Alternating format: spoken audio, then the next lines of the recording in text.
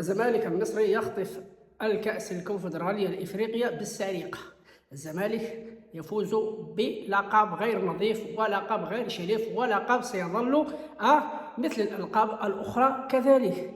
جل الألقاب والكل يعرف ذلك أن الألقاب هكذا يفوزون بها، لأن الألقاب في القاهرة مستحيل أنك تفوز بلقب نظيف وشريف في القاهرة، سواء تعلق الأمر بالزمالك أو بالأهلي، لأن هكذا يفوزون بالحكام، يفوزون بمخرجين المباراة، يعيدون اللقطات، حكام الفار، وحكام الفار أصلا لم يكن موجود يوم أمس، الفار لم يكن موجود، لم يتدخل، لم يفعل أي شيء الفار، هذا لأن الفار لم يكن موجود.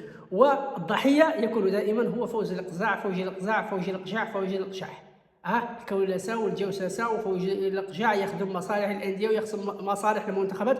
وإذا رأينا ونظرنا للتاريخ ورأينا للحاضر سنجد أن الأندية المغربية والمنتخبات المغربية هي الأكثر ظلما، هي الأكثر اضطهادا من الحكام في القارة الإفريقية. المغرب هو الأكثر تضررا من الحكام، سواء على صعيد الأندية أو على صعيد المنتخبات.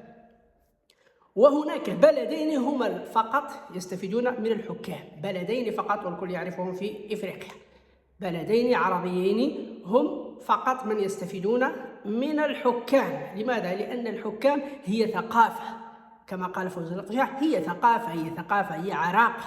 من يتدخل في الحكام ومن يشتري الحكام هي ثقافة، داك الشيء راه داخل مستحيل يعني تقدر تحيده.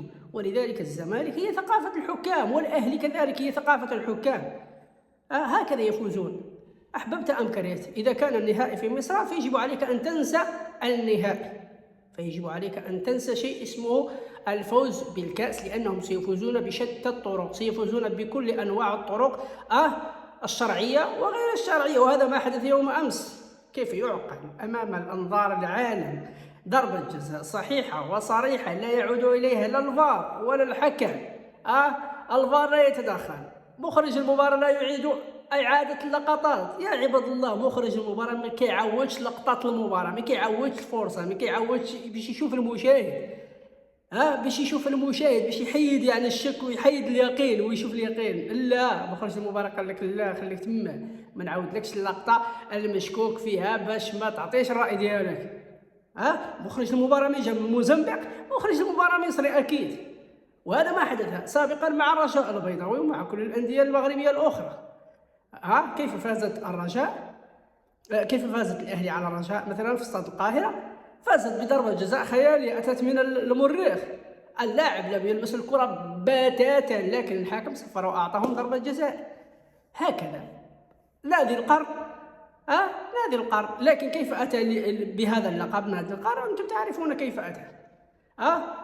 مبروك للزمالك اللقب الغير نظيف وغير شريف، مبروك سرقة اللقب، وهارد ليك لنهضات بركان الذي لم يكن في المستوى، الذي لم يقدم الكثير خلاف المباراة السابقة، مباراة الذهاب. لكن يوم أمس البركان لم تقدم الكثير، يعني بركان لم تلعب كرة القدم، لم تهاجم، لم تستغل الفرص، ولذلك الزمالك سجل ثم حافظ على سجله وفاز باللقب بمساعدة الحكم.